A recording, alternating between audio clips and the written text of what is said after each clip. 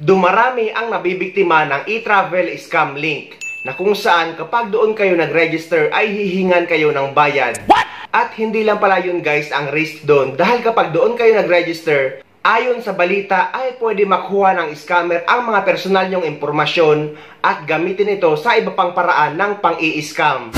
Kaya para hindi kayo ma-scam guys, ay napakarami akong ginawang video tutorial sa pagre-register sa e-travel arrival card kapag pauwi kayo sa Pilipinas at e-travel departure card naman kapag pabalik kayo sa ibang bansa.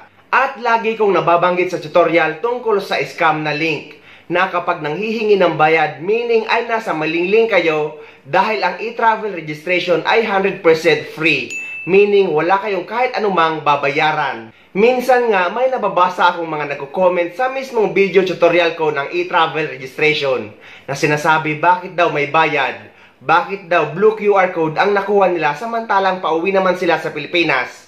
Ang ibig sabihin lang nun guys ay nag-comment lang sila at hindi nila pinanood ang video tutorial.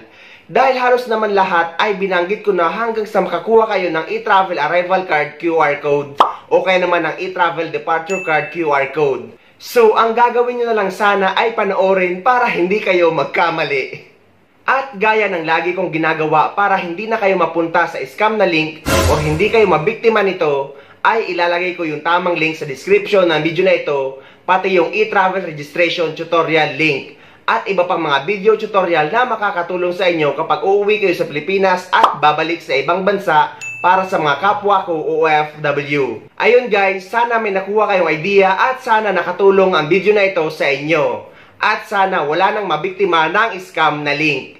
At sa mga hindi pa dyan nakasubscribe sa channel ko, please don't forget to subscribe my YouTube channel and please click the notification bell para lagi kayong updated sa mga upcoming videos na gagawin ko tungkol sa mga updates sa ating mga OFW.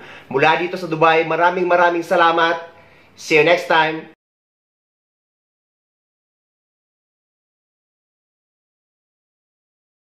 Good news, Mr. Chair. Actually, hindi mo na kinakailangang ipakita yung QR code.